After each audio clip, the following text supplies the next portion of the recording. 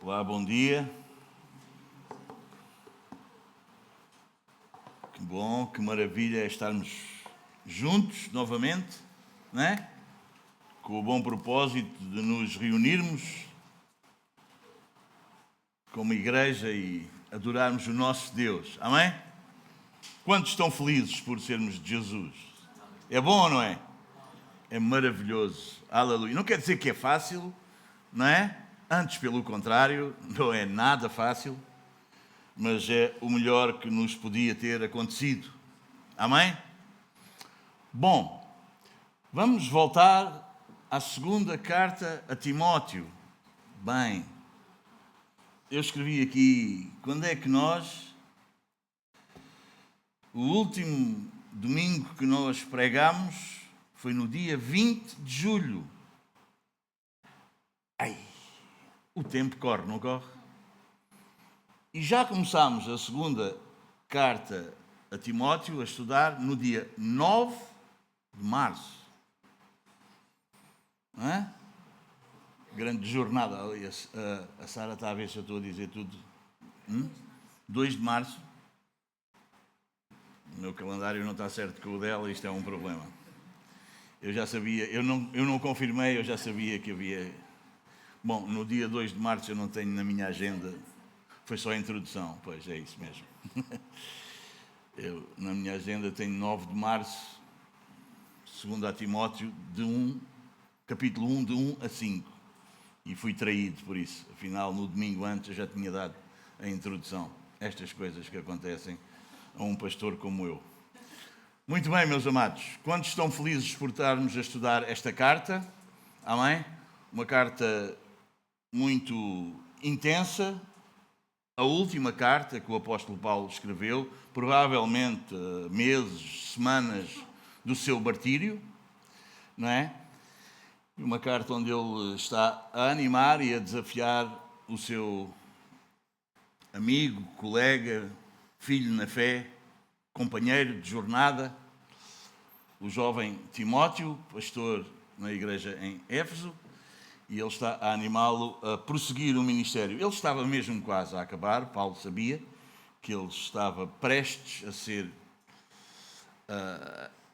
a que o matassem, né? Ele estava próximo da sua morte, e ele sabia que os servos de Deus morrem, acabam a jornada aqui, mas a jornada de Deus continua e eles devem deixar um legado e devem deixar gente preparada para as próximas gerações, e Paulo fez isso muito bem. Muito bem, meus queridos, então vamos ler o texto de hoje, no capítulo 4, versículos 6 a 8, e diz-nos assim a palavra do Senhor. Quanto a mim, estou sendo já oferecido por libação, e o tempo da minha partida é chegado. Combati o bom combate, completei a carreira, guardei a fé. Já agora a coroa da justiça me está guardada, a qual o Senhor, reto juiz, me dará naquele dia, e não somente a mim, mas também a todos quantos amam a sua vinda. Amém. Vamos só orar mais uma vez.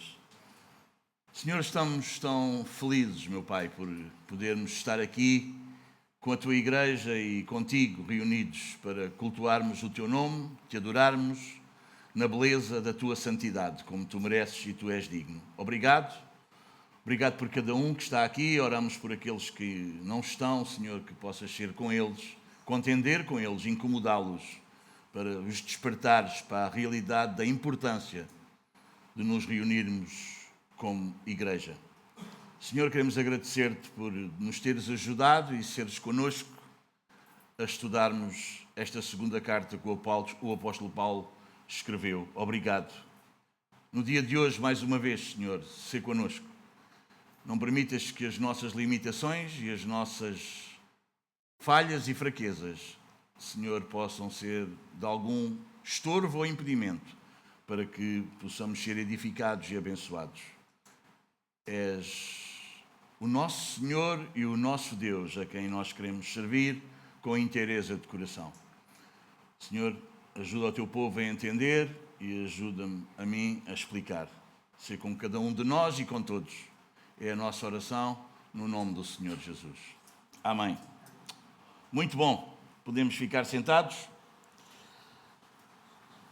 A primeira carta que Paulo escreveu a Timóteo foi por uma motivação religiosa. Aliás, a primeira prisão de Paulo foi por uma motivação religiosa. A segunda foi mais por motivos políticos. A primeira prisão estava muito ligada à perseguição. A primeira prisão, quando ele esteve preso, estava muito ligada à perseguição judaica. A segunda, ligada ao decreto do imperador. Da primeira ele saiu para dar continuidade à obra missionária. Desta segunda, ele saiu para o martírio. No ano 49 depois de Cristo, o imperador Cláudio expulsou de Roma todos os judeus, vemos isso em Atos 18:2. Muitos deles, a essa altura desses judeus, já eram cristãos, mas no ano 64 houve um terrível incêndio em Roma e o imperador Nero lançou a culpa dessa tragédia sobre os judeus e os cristãos. Nero havia chegado ao poder em outubro de 54, um imperador insano, pervertido, ele era mau, era filho de Agripina, mulher promíscua e perversa também. Na noite de 17 de julho de 64, um catastrófico incêndio estourou em Roma. O fogo durou 6 dias e 7 noites. 10 dos 14 bairros da cidade foram destruídos pelas chamas. Segundo alguns historiadores, dizem que o incêndio foi provocado pelo próprio Nero, que assistiu àquele espetáculo horrendo do topo da Torre de Mecenas, vestido como um ator de teatro, tocando a sua lira e cantando versos acerca da destruição de Troia, pelo facto de 2 bairros em que havia grande concentração de judeus e cristãos não terem sido atingidos pelo incêndio. Nero encontrou uma boa razão para culpar os cristãos daquele incêndio, daquela tragédia. A partir daí, a perseguição contra os cristãos tornou-se insana e muito sangrenta. Diz-se que faltou madeira naquela época para fazer cruzes, tamanha era a quantidade de cristãos crucificados. Os crentes eram amarrados em postes e incendiados vivos para iluminar as praças e os jardins de Roma. Outros, segundo o historiador Tácito, foram jogados nas arenas, enrolados em peles de animais, para que os cães famintos os matassem à dentada. Outros ainda foram lançados no picadeiro para que touros enfurecidos os pisoteassem e esmagassem. A loucura de Nero só não foi mais longe porque em 68 boa parte do império se rebelou contra ele e o Senado romano o depôs. Desesperado, sem ter para onde ir, Nero acabou por se suicidar. No tempo em que explodiu esta brutal perseguição, Paulo estava fora de Roma, visitando as igrejas. Por ele ser o maior líder do cristianismo, então, tornou-se alvo dessa ensandecida cruzada de morte. Possivelmente, quando ele estava em Troade, na casa de Carpo, foi preso pelos agentes de Nero e levado para Roma para ser jogado numa masmorra úmida, fria e insalubre. Foi desta prisão que Paulo escreveu esta carta. É interessante e digno de realçarmos, de destaque, que Paulo não pediu nunca orações para sair da prisão. Nem sequer ele demonstrava qualquer expectativa de prosseguir o seu trabalho missionário. O idoso apóstolo estava convencido mesmo que a hora do seu martírio havia chegado. E hoje nós vamos nos debruçar como é que Paulo encerrou a sua carreira. Que avaliação é que ele fez da sua vida? Se este apóstolo fosse examinado pelas lentes da teologia da prosperidade, certamente ele teria sido um fracasso. Ele, o maior pregador, missionário, teólogo, plantador de igrejas da história do cristianismo, está agora velho, jogado numa masmorra, pobre, cheio de cicatrizes, completamente abandonado no corredor da morte.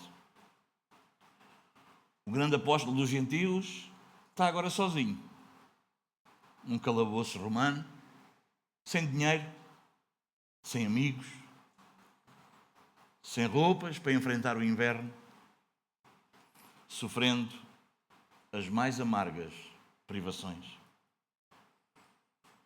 Como é que esse homem se sente? Como é que ele avalia o seu passado, o seu presente e o futuro? É isso que nós vemos aqui nestes versículos que nós vamos estudar hoje. Usando uma frase do Levi, se eu quisesse dar um título à mensagem de hoje,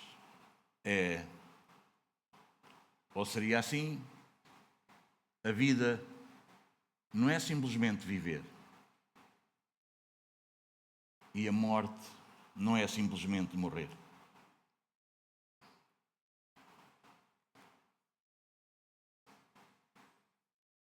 Meus amados irmãos, a fé de um cristão verdadeiro não é uma fé que simplesmente crê, é uma fé que luta. Porque a fé que não luta também não salva. Nós vivemos debaixo de muito envolvimento de um cristianismo do comodismo, que Cristo veio para resolver os nossos problemas, para tornar a nossa vida melhor, mais fácil. Um Cristo que veio não para ser Senhor, mas para animar, para nos ajudar a nós conseguirmos os nossos sonhos, os nossos desejos, tornar a nossa vida bem mais simples, mais cómoda, mais descansada, mais tranquila. Mas não é isso que nós encontramos nas Escrituras, meus amados.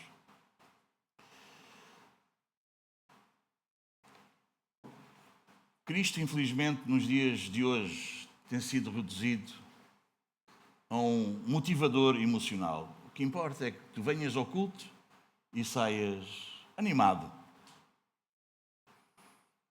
para viveres mais uma semana para o teu ego e para ti. Mas esse não é o Cristo das Escrituras. O Cristo das Escrituras diz-nos que Ele não veio para unir, mas que Ele veio para dividir. O Cristo das Escrituras diz-nos que veio para tratar com um povo pelo qual Ele viveu, morreu, se sacrificou e ressuscitou. Em Mateus, no capítulo 10, e deixem-me pôr tudo isto num pano de fundo. Em Mateus, no capítulo 10,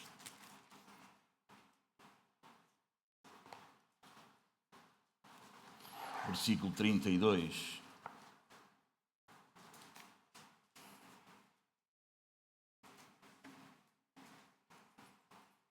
Ele fala-nos das dificuldades de sermos cristãos verdadeiros, de sermos aqueles que possuímos a fé verdadeira, a fé que salva de verdade. E Ele prepara-nos para isso, e Ele vai nos dizer, no versículo 34 do capítulo 10 de Mateus, Ele vai dizer: não penseis que vim trazer paz à terra. Não vim trazer paz, mas espada. O que é esta espada? Meus amados, esta espada é o que nós vimos na vida do apóstolo Paulo. Esta espada é a separação entre a luz e as trevas. Esta espada, meus amados, é a separação entre a verdade e a mentira.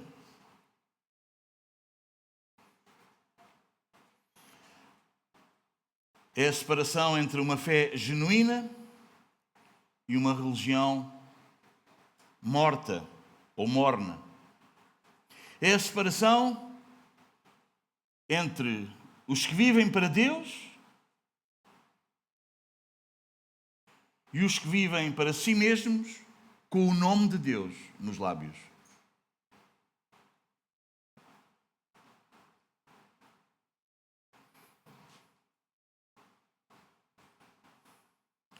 Hoje não se prega mais espada, separação. Hoje prega-se mais um algodãozinho fofo, para que todos se sintam bem. Tiago, capítulo 4, versículo 4.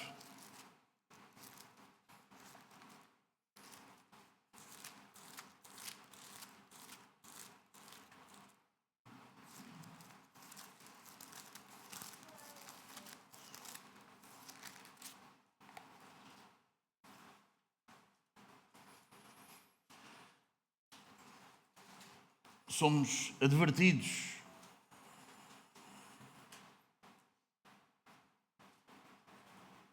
diz-nos assim: infiéis, não compreendeis que a amizade do mundo é inimiga de Deus. Aquele, pois, que quiser ser amigo do mundo, constitui-se inimigo de Deus.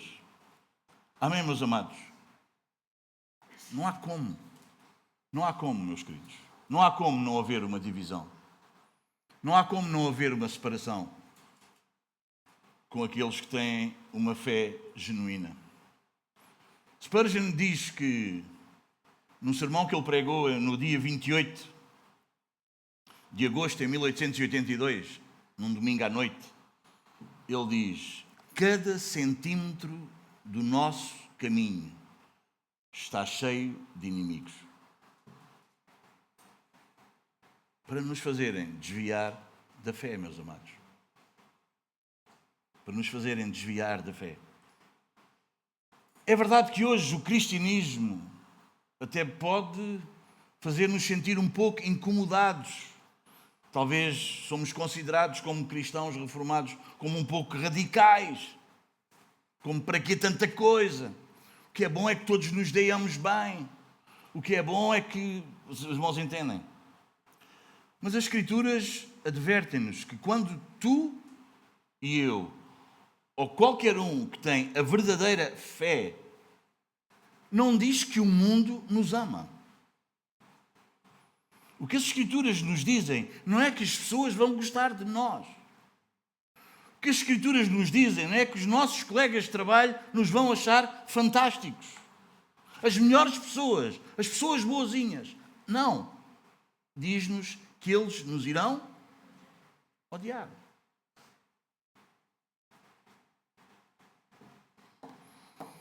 Mas isso não tem nada a ver com as Escrituras, com o dia-a-dia de hoje, irmãos, que nós vemos nas igrejas. Nós vemos nas igrejas os testemunhos que os cristãos são as pessoas mais queridas lá no emprego. São as pessoas mais queridas que toda a gente gosta. Interessante, as Escrituras dizem-nos o contrário. E quando vivemos as Escrituras a sério, como elas são, acontecem coisas destas, como aconteceram nestes dias na América. Vocês leram? Daquele jovem que foi morto a tiro. Porquê que ele foi morto a tiro? Porque ele andava a fazer mal às pessoas. Porque ele andava a roubar. Porque ele andava a maltratar as pessoas. Porque ele chegava àquelas faculdades onde ele entrava e fazia aqueles colóquios e aquelas reuniões e ele violava as crianças. Era isso? Foi por isso que eles o mataram. Foi por isso que ele foi morto. Porquê é que ele foi morto, irmão? Porque ele pregava Cristo. Porque ele pregava contra o aborto, porque ele pregava contra a homossexualidade, porque ele se levantava de pé e anunciava a Cristo.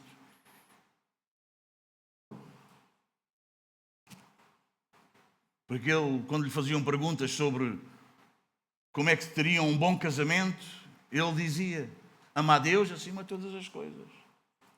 Cuida da tua mulher, arranja uma igreja bíblica, onde tu não vais para ser confortado, mas onde tu vais para ser disciplinado e educado a andar nos caminhos de Deus. Por causa disso o mataram, irmãos. Agora há muitos pregadores por aí que enchem multidões, vem toda a gente, igrejas cheias de gente vazia, com uma fé falsa, mentirosa, enganadora. É por isso que Spurgeon diz: a cada centímetro do nosso caminho está coberto de inimigos a nossa fé. João 15.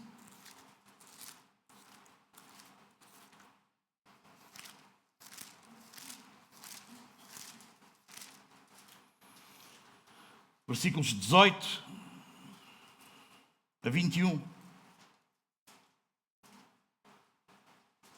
O 17 fala para nós, igreja, e diz: eu vos digo que vos ameis uns aos outros.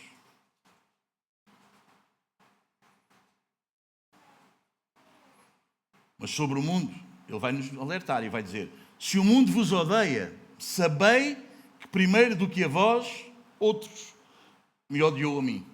Se vocês fosseis do mundo, o mundo amaria o que era seu. Como todavia não sois do mundo, pelo contrário, dele vos escolhi. Por isso o mundo vos odeia.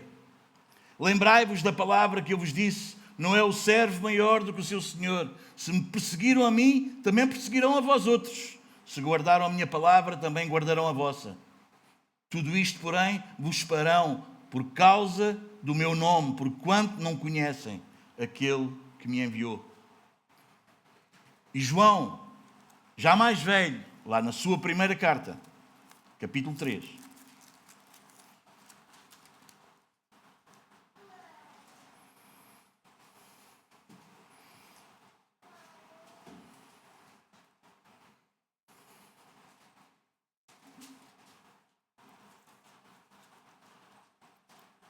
versículo 13.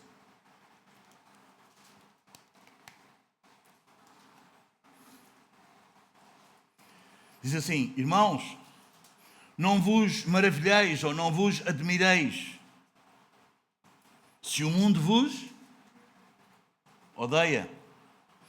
Nós sabemos que já passámos da morte para a vida, porque amamos os irmãos. Aquele que não ama permanece na morte. Todo aquele que odeia a seu irmão é assassino. Ora, vós sabeis que todo assassino não tem a vida eterna permanente nele. Nisto conhecemos o amor, que Cristo deu a sua vida por nós. E nós devemos dar a nossa vida pelos irmãos. Amém? Amém, meus amados? Nós, ao ouvirmos o testemunho da esposa deste nosso jovem irmão americano, o testemunho que ela dá é que ele deu a vida por ela, pela família, pelos irmãos. Porque ele nunca se calou, irmãos. A pressão era muita, mas ele nunca se calou. E sabes porquê é que tu e eu não sentimos pressão hoje? Porque nós nos calamos. Porque nós queremos ser aceitos. O mundo odeia o verdadeiro cristão. O inferno ataca quem realmente pertence a Deus. E a pergunta que eu pus aqui para mim e queria deixar para ti é: se tudo ao nosso redor está tranquilo, é porque o inimigo já nos considerou neutros, já nos neutralizou completamente. Em Efésios 6,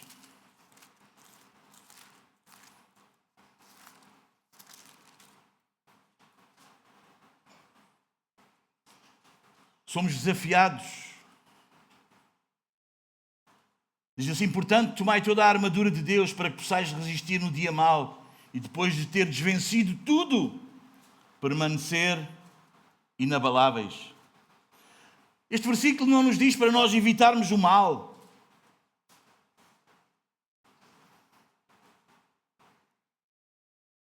Porque nós sabemos, quando nós temos a fé verdadeira e a fé genuína, que é uma guerra, meus irmãos, que é uma luta. Não há um terreno neutro. Não há um terreno neutro. Tu pensas, está bem, mas eu não me meto. Não há um terreno neutro. Consegues entender isso, meu querido irmão, minha querida irmã? Consegues entender isso? É que às vezes nós criamos a ideia para nós que há um terreno neutro. Bom, alguns se metem em guerras, outros, nós estamos aqui, pronto. Não há esse terreno, irmão. Não há esse terreno. Esse terreno não existe.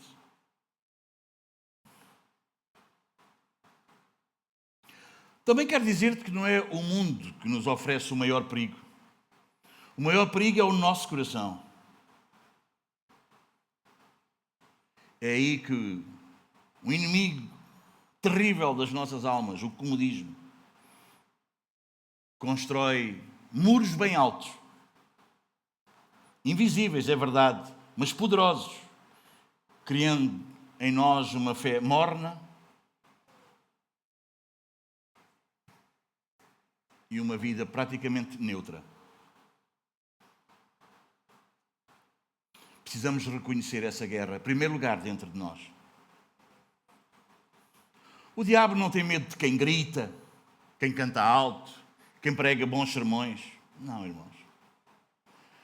Uma das coisas que o diabo teme, e o Senhor nos tem levado a pensar nisso e a meditar nisso, são aqueles que caem de joelhos. Aqueles que têm já os joelhos gastos. Não roucos de gritarem alto. O problema não é na garganta, o problema é no joelho. Ele não teme quem tem bons discursos, mas teme quem em secreto clama a Deus e tem os seus olhos encharcados por causa do seu pecado e do pecado na vida dos outros. Não há cristianismo, ouviste com ouvidos de ouvir, não há cristianismo seguro e confortável. Isso é uma ilusão. A fé verdadeira é uma torre de vigia, não é uma casa de férias. O Espírito Santo que habita na igreja não é uma anestesia para que não sofras dor. Não, não. É um fogo consumidor. E o que ele não queimar, acredita que vai ser consumido pelas trevas. Quem vive a verdade, sem dúvida alguma, será odiado pelo mundo. Quem carrega a luz será sempre atacado pelas trevas. Quem proclama o Evangelho será perseguido. Não só lá fora. És perseguido no silêncio do teu quarto, no teu lugar de oração. Tu és perseguido para não orares, para não meditares. A perseguição começa ali. E depois, claro, na pressão do dia a dia. Se isto não está a acontecer contigo, o meu desafio é que tu pares. Para refletir, para pensar. Porque uma fé que não provoca resistência talvez seja uma fé já bastante diluída.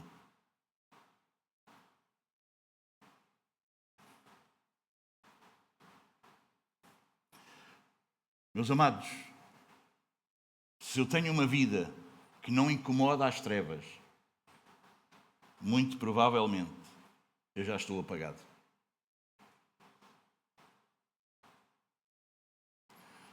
Quando a fé que tu tens não te custa nada, eu quero dizer-te uma coisa, isso quer dizer que ela também não vale nada.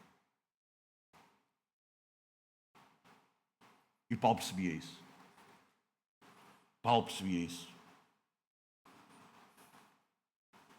Vivemos dias, irmãos, nos nossos dias, é por isso que é preciso este pano de fundo para depois nós chegarmos lá. Vivemos dias, irmãos, em que o maior objetivo da vida é não ser rejeitado, é não ser atacado, é viver cómodo.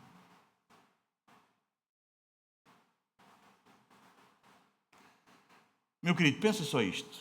Se a tua fé que tu vives é bem aceite por um mundo que odeia a cruz, talvez a tua fé não seja a verdadeira. E em vez de seguires a Cristo, se calhar sem te aperceberes, já estás seguindo a multidão. Em vez de seguires a Cristo, se calhar já estás colocando os olhos numa multidão que diz que segue um Cristo, mas não estás seguindo a Cristo. E todos nós bem sabemos que é muito diferente seguir a multidão que anda atrás dos milagres de Cristo e desse Cristo todo fantástico do que seguir a Cristo.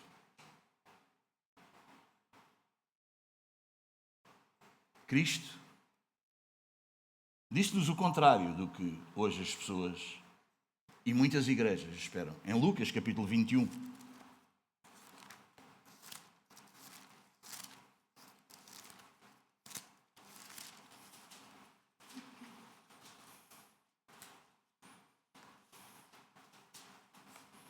Quando ele fala do princípio das dores, e eu gostava, mas o tempo urge, e já passou meia hora, mas ele vai nos dizer no versículo 17 que aqueles que possuem uma fé genuína, uma fé verdadeira, uma fé que salva, ele diz: de todos sereis odiados por causa do meu nome.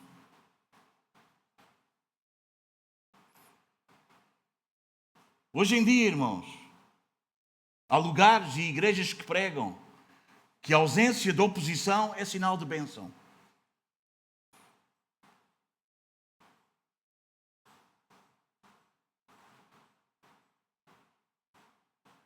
Meus queridos, eu quero dizer-vos nesta manhã, com todo o zelo e toda a seriedade do meu coração, que isso não é sinal de bênção. Antes, pelo contrário, é sinal de uma fé que se tornou inofensiva. Ela tornou-se inofensiva para o mundo, para o pecado, para o inferno.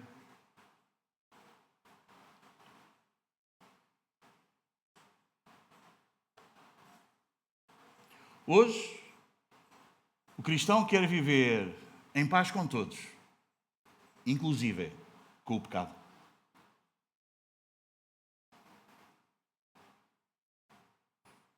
Hoje há cristãos nas igrejas que preferem ter paz com o pecado do que paz com Deus.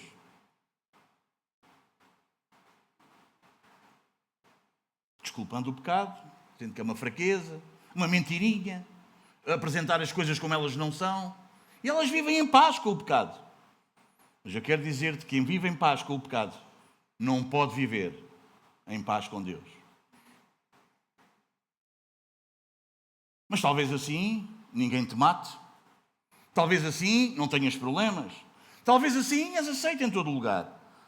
Talvez assim és visto como uma boa pessoa. Mas essa não é a fé verdadeira. Essa não é a fé bíblica. Essa não é a fé que salva. Deus não nos chamou para a estabilidade. Deus chamou-nos para a obediência.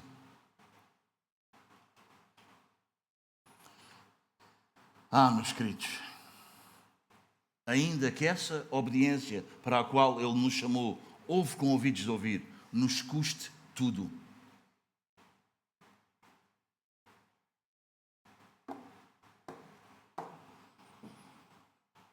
Deus não nos chamou para a estabilidade, para o conforto. Deus chamou-nos para a obediência. O que identifica um verdadeiro cristão, alguém que tem uma fé genuína, não é a estabilidade, é riquezas, não é o recurso, não é a saúde. É a obediência. E como nós sabemos, essa obediência pode nos custar tudo. E eu sei que esta palavra tudo ficaria muito vaga na tua mente. Então eu vou ajudar-te a pensares um pouco melhor. Quando eu estou a dizer tudo, pode querer dizer família. Quando eu estou a dizer tudo, pode querer dizer amigos. Quando eu estou a dizer que esta fé pode exigir tudo, pode querer dizer oportunidades. Quando eu te estou a dizer que esta fé e esta obediência pode exigir tudo, pode incluir reputação, pode incluir noites em pranto. Mas uma coisa eu te garanto pela palavra do Senhor: esta fé genuína salvará a tua alma e salvará a alma daqueles que te ouvem e que te rodeiam e acatam a palavra vinda de Deus pela tua boca.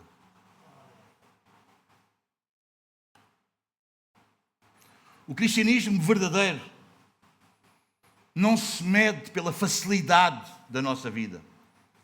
Uma fé genuína, antes pelo contrário, mede-se pelo preço que estamos dispostos a pagar. E o apóstolo Paulo foi um exemplo incrível nesse aspecto.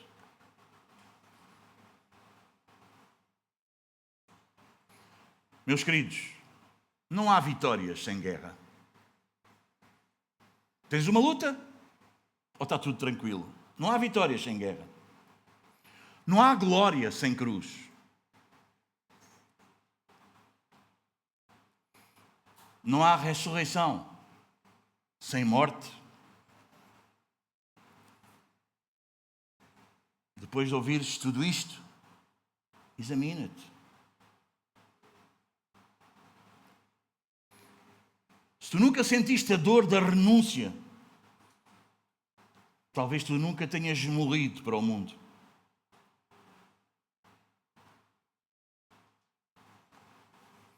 Essa guerra, como eu vos disse, não começa logo lá fora. Começa dentro. Começa dentro da tua casa. E mais dentro ainda. Começa no teu coração. Ela não grita. Ela é silenciosa. Ela não te empurra. Ela seduz-te. Ela atrai-te para uma vida mais confortável, mais cheia de prazer. Jeremias 17:9 diz-nos que dentro de nós está um coração que é muito enganoso. Querido, tu não podes dizer que ressuscitaste com Cristo se tu não foste sepultado com Ele. Não dá para querer unção na vida sem arrependimento. Não há céu sem guerra, sem luta. Não há, meu querido. Spurgeon disse o seguinte: se tu não tiveres a matar o pecado está-te a matar a ti. Isto é uma luta contínua e diária. Não podemos esquecer o que o Senhor diz lá em 1 Pedro capítulo 1:16: sede santos, porque eu também sou santo.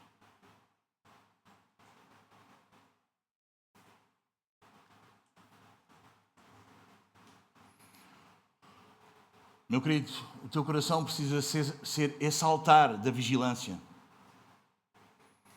Porque se o teu coração não está vigilante, ele, de certeza, que vai ser o trono de Satanás. Ou ele é o altar do sacrifício, em que tu ofereces a vida, como Paulo diz, já vamos ver, que oferece, a vida dele é como uma oferta, como um sacrifício de adoração a Deus. Ou o teu altar é o altar da vigilância, em que tu vigias. Ou se tu não vigias o teu coração, ele vai ser facilmente o trono de Satanás, onde Satanás reina. Ele não se importa que tu tenhas o nome de Deus, de Jesus, na tua boca, desde que ele conduza o teu coração. Se isso não acontecer, Deus não reina na tua vida. O diabo domina-te. Não te deixes enganar. O teu maior inimigo está dentro de ti. Cuidado com o teu coração. Como eu vos disse há pouco, o verdadeiro cristão, a verdadeira fé, não crê somente, ela luta. Dobrares os joelhos é o maior ato de rebelião que tu podes demonstrar contra o inferno. Quantas vezes tu dobras os joelhos? Quantas vezes tu te vergas diante do Senhor Jesus? É declarar cada vez que tu vergas, que tu dobras os teus joelhos, tu estás a declarar que Jesus está no trono, que é Ele que reina, que é Ele que é o Senhor, que o trono pertence ao nosso Senhor e Cristo. É por isso que é tão difícil dobrares os teus joelhos. É por isso que é tão difícil orares. É aí que começa a guerra. Como o Senhor nos tem desafiado, se nós queremos medir a nossa fé, se nós queremos medir a nossa vida, é nós olharmos para a nossa vida de oração. Cristianismo não são eventos. Cristianismo nem sequer são cultos.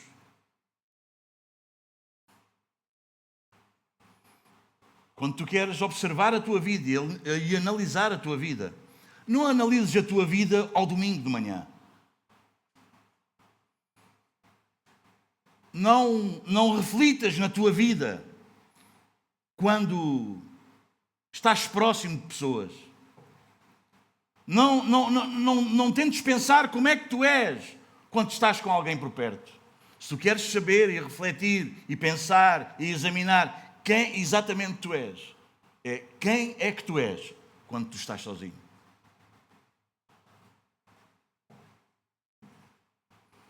Quem é que tu és no teu quarto de oração? Quem é esse que tu és? Como é que tu és aí? Meus amados, a fidelidade a Jesus é como que uma faca de 2 gumes.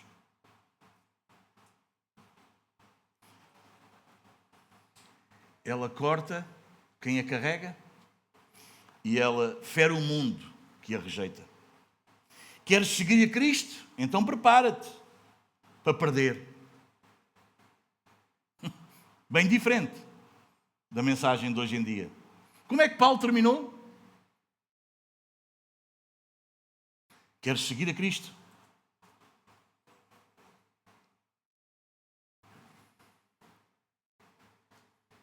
Prepara-te para perder.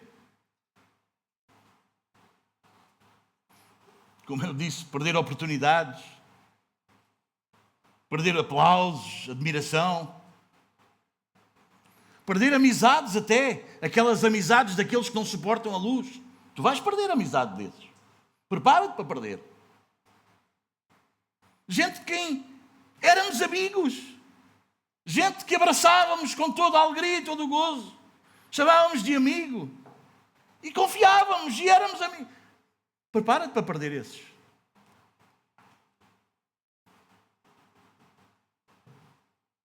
Prepara-te para perder a segurança humana.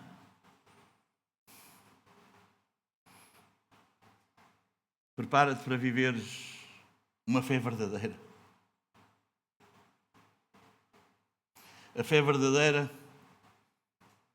meu querido, não cabe num coração dividido.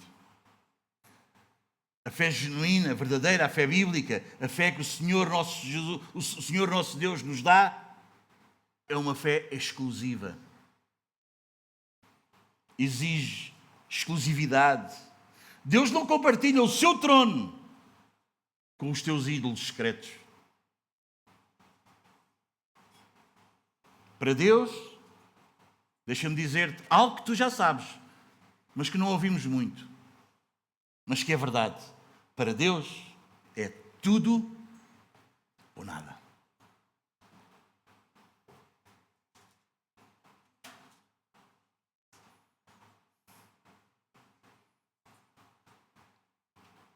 Fidelidade é permanecermos quando Deus está calado. É crermos e continuarmos a crer quando tudo diz que não.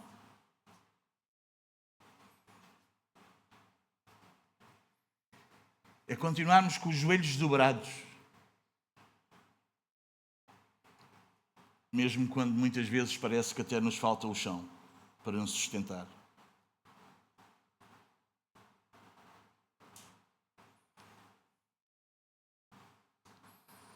Cristãos verdadeiros, possuidores de uma fé genuína, serão testados, serão provados. E não será com o conforto, meus queridos. Porque é na dor que o nosso orgulho morre. É na escassez que a nossa fé é provada. Como eu vos tenho dito e quero dizer-vos mais uma vez esta manhã, nós não seremos fiéis pela nossa própria força, mas porque o Espírito Santo nos sustenta. Lucas, capítulo 11.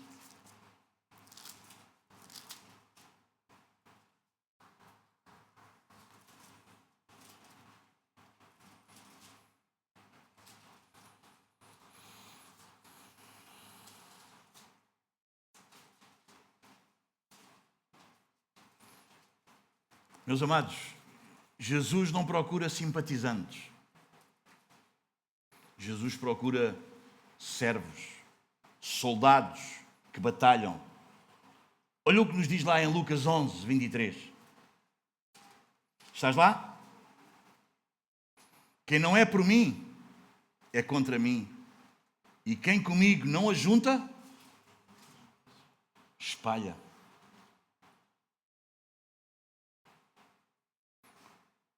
Deixa-me dizer-te mais uma coisa.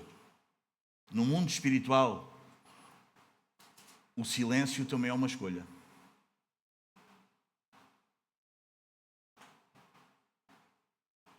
Deixa-me usar mais uma frase de Spurgeon. Spurgeon vai dizer assim: neutralidade em tempos de guerra é traição.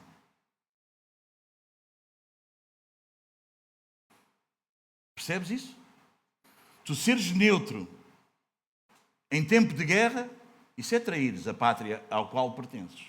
Traires o teu senhor, o teu general. Percebes o que isso quer dizer?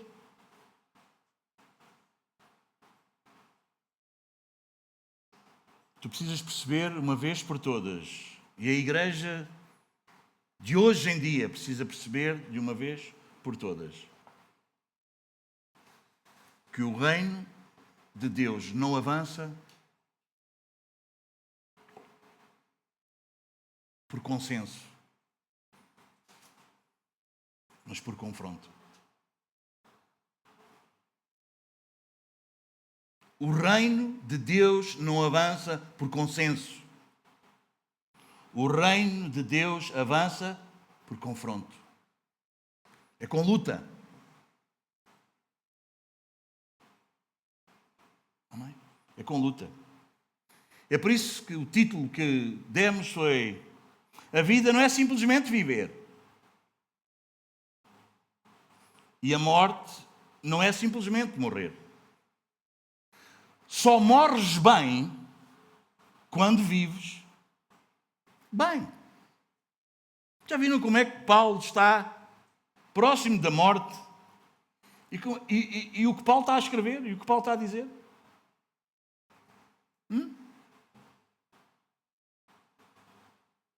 Paulo fala-nos do passado, do presente e do futuro. Em primeiro lugar, olhando para o passado, no versículo 7, Paulo vai nos dizer que olha para o passado com gratidão. Ele vai dizer: combati o bom combate, completei a carreira, guardei a fé. O que no passado tinha sido um propósito, agora ele olha numa retrospectiva de gratidão. Paulo está a passar o bastão a Timóteo pouco antes de enfrentar o martírio. E ele relembra a Timóteo e a ele próprio como é que havia sido a sua vida. E ele lembra-se que foi um duro combate. Esta palavra fala de agonia, de exaustão, de envolver todas as forças. A vida de Paulo, irmãos, não foi uma feira de vaidades, irmão. Nem um parque de diversões. Mas foi um combate renhido.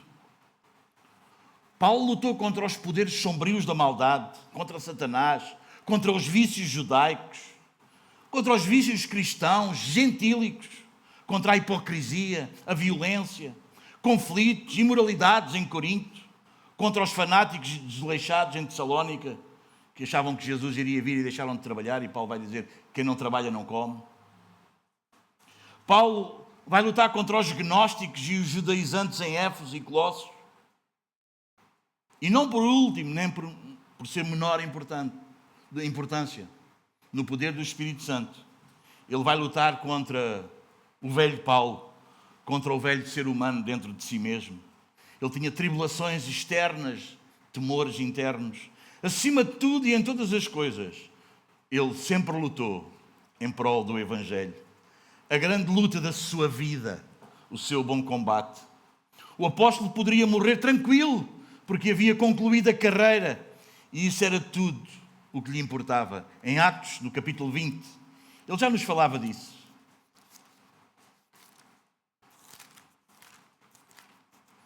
Atos, capítulo 20, versículo 24.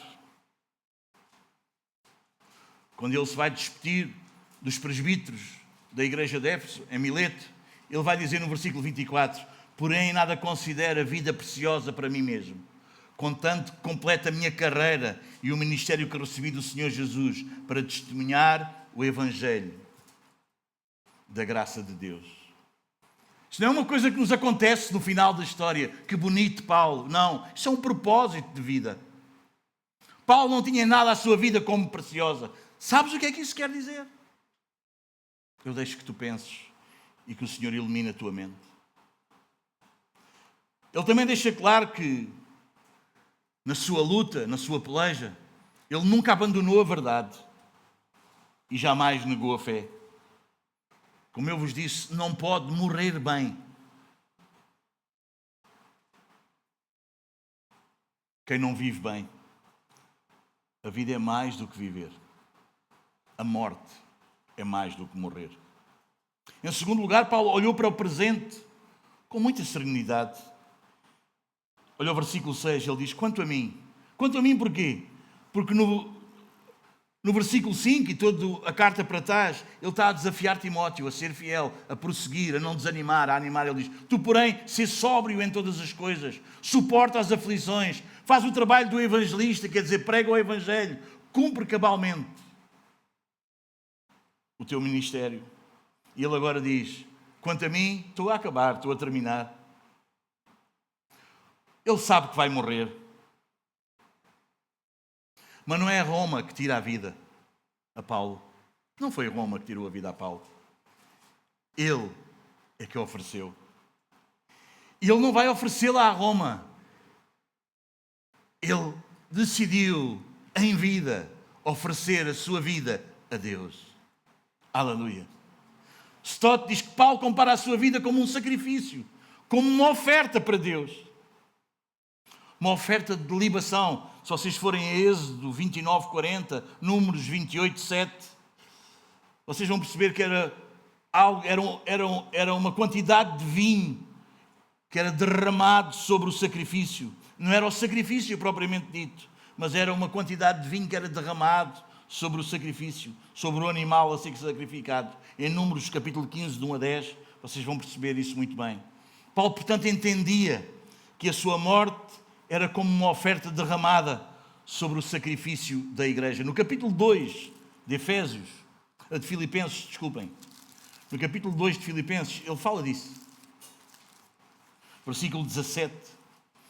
Ele vai dizer: entretanto, mesmo que seja eu oferecido por libação sobre o sacrifício e serviço da vossa fé, alegro-me e com todos vós me congratulo. Ele é uma oferta derramada sobre o verdadeiro sacrifício, sobre o mais verdadeiro sentido do sacrifício do holocausto, o sacrifício total, o sacrifício de Jesus. Ele vive a sua vida como uma oferta. Ele não vive resmungando, ele não vive queixando-se. Ele vive como uma oferta. Cristo deu a sua vida por Paulo.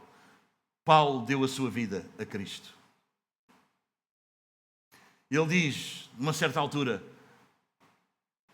agora não vive mais eu, mas Cristo vive em mim.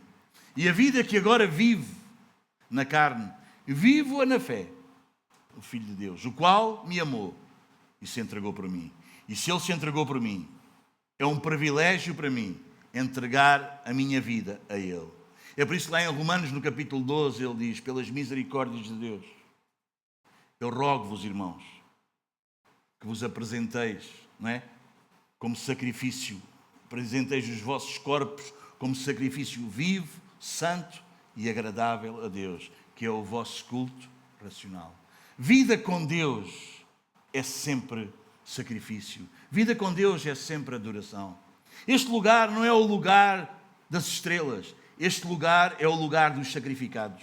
Este lugar é o lugar daqueles que morrem dia após dia, para que a vida deles brilhe para aqueles que se sentam nas cadeiras, para que todos juntos possam ser a luz do mundo. Gente sacrificada. Este não é o palco das estrelas, embora hoje em dia pareça. Não, irmãos. No cristianismo não há palcos nem há pódios. Há sacrifício e há cruz. Há adoração, há entrega, há oferta. O apóstolo Paulo refere-se à sua morte com um termo muito interessante. Ele diz, o tempo da minha partida é chegado. Esta palavra partida contém um testemunho da imortalidade da alma, diz Calvino, pois a morte é apenas uma separação da alma do corpo. Assim, a morte não é outra coisa senão a partida da alma quando se separa do corpo. Mas esta palavra tem outro sentido. Tem alguns sentidos no seu original. Primeiro, significa o aliviar alguém de uma carga, inclusive um animal. Lembram-se quando um animal puxava o carro e ali com a carga ou com o peso em cima, não é? E quando se tirava o peso do animal, aliviava a carga. Esse é o sentido desta palavra, é ser aliviado das cargas. Em Apocalipse 14:13 diz que a morte é o descansar das nossas fadigas.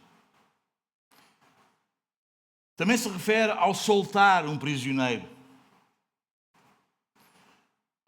A morte de um homem justo é a libertação da prisão deste mundo e a sua partida para o gozo do outro mundo. Ele não deixa de existir, ele é apenas removido de um mundo para outro.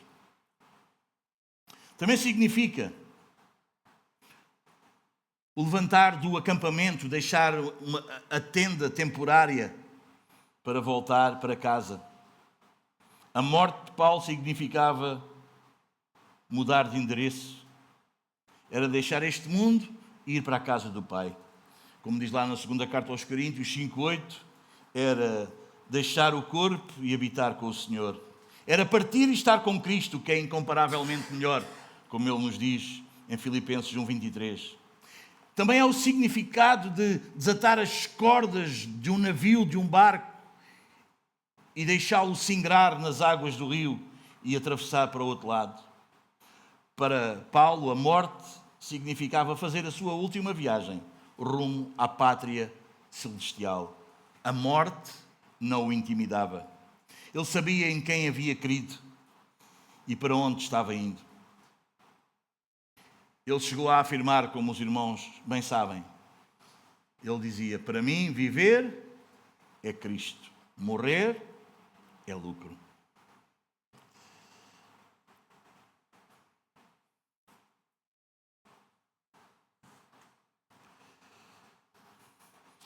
A Bíblia diz que a morte dos santos é preciosa aos olhos do Senhor, está lá no Salmo 116:15. É uma bem-aventurança, já referimos esse versículo, Apocalipse 14, 13. É sermos levados para o seio de Abraão, está lá em Lucas 16, 22. É irmos para o paraíso, Lucas 23, 43. Quando Jesus disse para aquele ladrão, ainda hoje estarás comigo no paraíso. Ou irmos para a casa do Pai, quando lemos lá em João 14, 2, quando Jesus diz, na casa do meu Pai há muitas moradas. Aleluia. Em terceiro lugar, Paulo olha para o futuro com esperança. Já agora a coroa da justiça me está guardada, a qual o Senhor, reto juiz, me dará naquele dia, e não somente a mim, mas também a todos quantos amam a sua vinda. A gratidão do dever cumprido, associada à serenidade de saber que está indo para a presença do seu Senhor e Salvador, dava a Paulo uma agradável expectativa do futuro. Mesmo que o imperador o condenasse à morte e o tribunal de Roma o considerasse culpado, ele sabia que o reto juiz revogaria o veredito.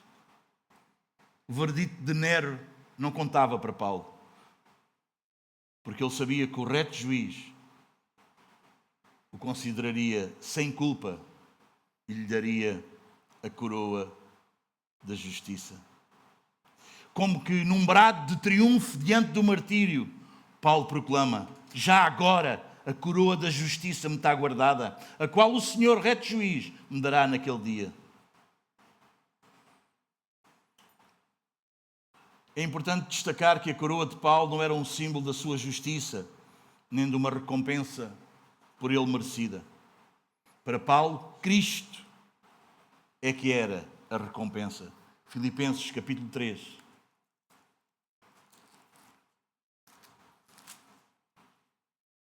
Versículo 8.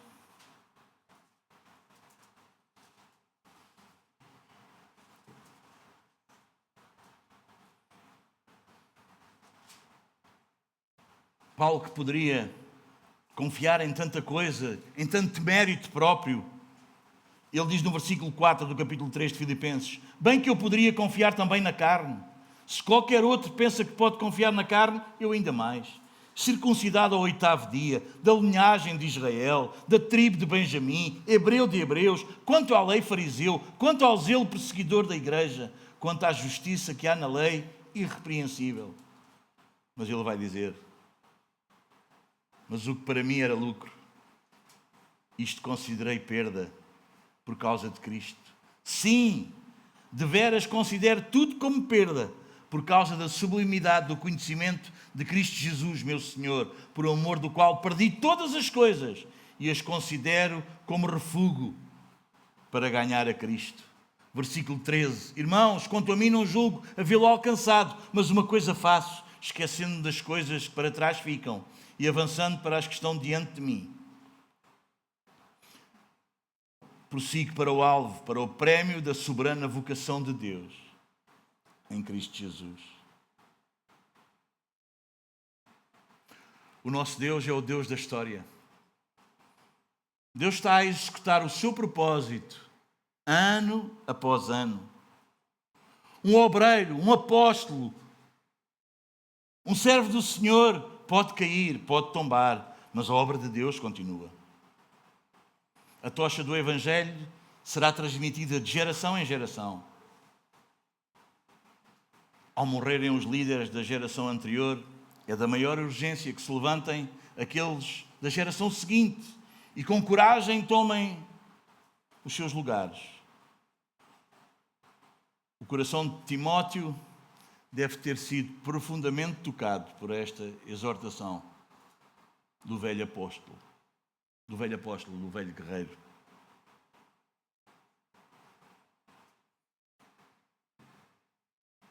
Pois ele se lembrava bem que o próprio apóstolo Paulo o tinha levado a Cristo. Repara na confiança. Já agora a coroa da justiça me está guardada. Meu querido, A maneira como tu vives vai determinar a maneira como tu morres. Paulo estava cheio de esperança. Paulo estava seguro. Paulo sabia que tinha combatido o que era para combater. Paulo sabia que tinha cumprido a carreira.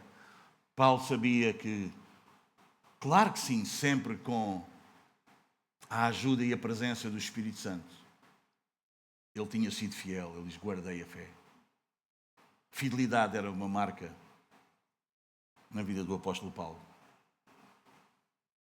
Diante de tudo e de todos, até Pedro ele repreendeu. Paulo não era homem de ficar neutro. Paulo não era homem de ficar calado. Paulo era o homem de confronto. Paulo era o homem que defendia a verdade. Não queria só na verdade. Ele defendia a verdade. Ele não anunciava só a verdade. Ele não proclamava só a verdade. Mas ele confrontava os outros com a verdade. Já agora a coroa da justiça me está guardada, a qual o Senhor, o reto juiz, me dará naquele dia. Ele sabia que na terra podem haver juízes que se deixam corromper, mas ele sabia que no céu estava um juiz que é reto. E isto a Paulo deixava-o descansado, e a ti e a mim. Quando tu pensas que ele é um reto juiz e que vai julgar a cada um conforme o que houvermos feito, como é que tu achas que vai ser? Porque ele é um juiz reto. Amém? Não estou a falar de conquistares a salvação. Estou a falar de como é que vives a salvação.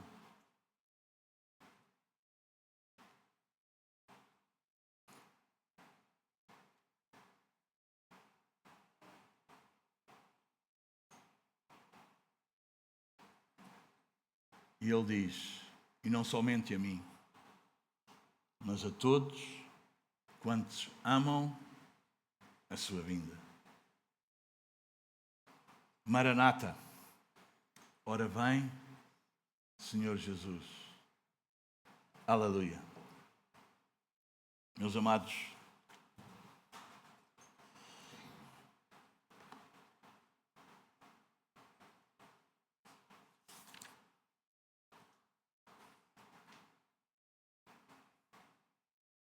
não te deixes afastar do objetivo da esperança do Evangelho. Paulo não se deixou afastar. Paulo, por ter querido em Cristo, Paulo acreditava que ele estava livre de toda a condenação. No passado, no presente e no futuro. Meus amados, sendo nós levados a amar a justiça, somos levados também a andar em obediência, aperfeiçoando a santidade no temor do Senhor. Um dia seremos apresentados a Ele sem culpa, sem mancha, nem nada semelhante. Nunca abras mão disso. Nunca abras mão desta fé genuína. Nunca abras mão desta esperança. Nunca abdiques de uma mínima coisa, por mínima que seja, que Deus promete àquele que é filho dele, àquele que tem uma fé genuína. Não abdiques da mínima coisa. Cuidado, porque o problema não é retirarem as coisas grandes em que tu crês. O problema é irem retirando as pequeninas que o Evangelho nos fala. Não abdiques nunca disso.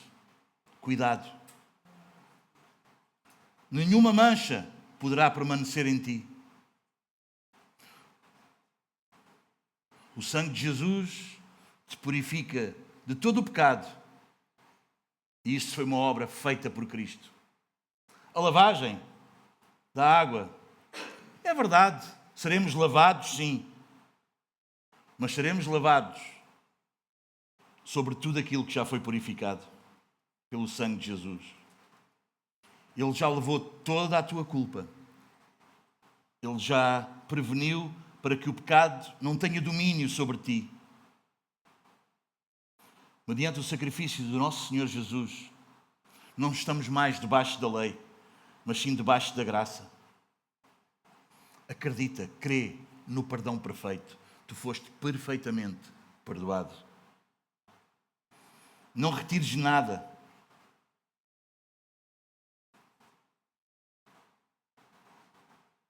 Para que qualquer acusação contra ti não possa minar nem pouco, nem muito.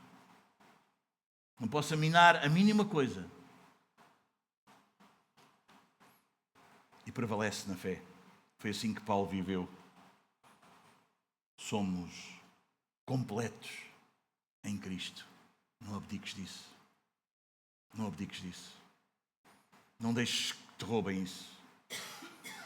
Não deixes que os ataques à tua mente te venham roubar isso.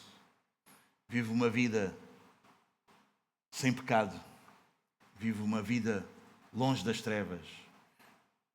Irmãos, como é que nós fazemos com pessoas que não têm uma fé genuína? Como é que nós fazemos com pessoas que têm uma fé atrapalhada? O que é que vamos fazer? Vamos odiar essas pessoas? Não é isso que as Escrituras nos dizem. Mas as Escrituras alertam-nos para isso. Sabe o que é que as Escrituras nos dizem? Foge também desses. Cuidado com os teus relacionamentos. Cuidado com as tuas relações com ditos irmãos, que não são irmãos, mas que são antes agentes de Satanás, que vivem uma fé falsa, que vivem uma fé medíocre, que vivem uma fé que não é a fé verdadeira, a fé que o nosso Senhor e Salvador deu. Esses vão tentando dominar a tua vida, para que tu vás vivendo uma fé cada vez mais fraca, até que a tua fé esteja corrompida e tu sejas neutralizado. E tu deixes de sentir luta, porque afinal o diabo já percebeu que tu és inofensivo.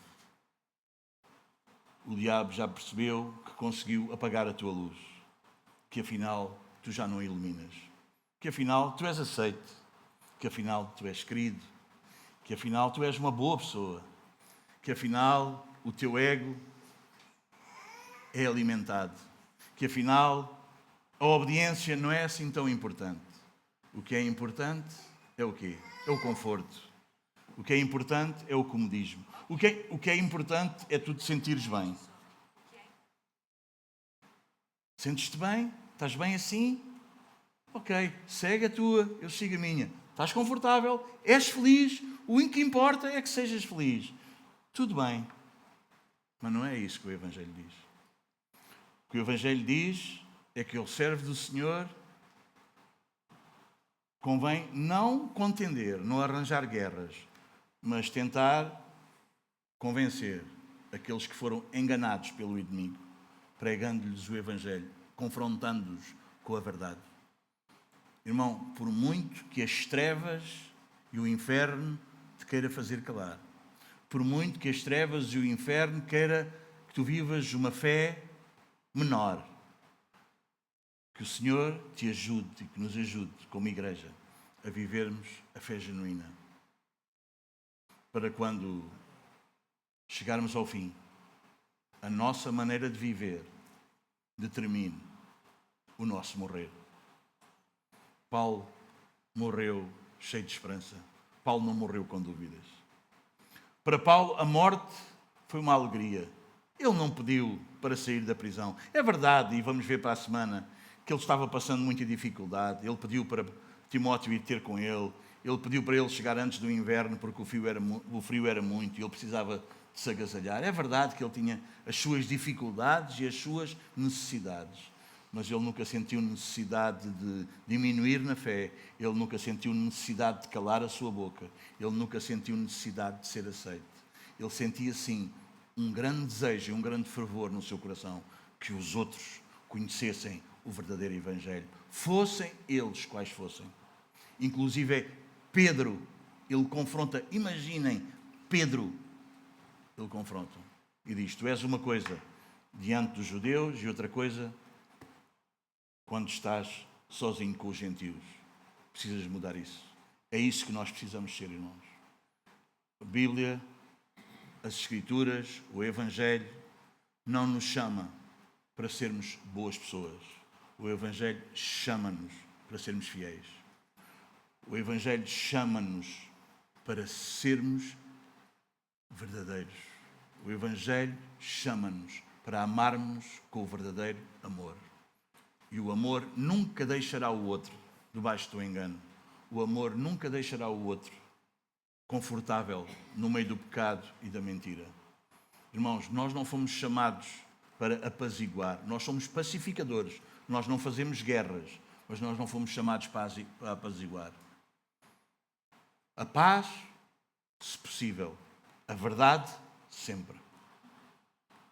Amém, meus queridos? Vamos adorar o Senhor.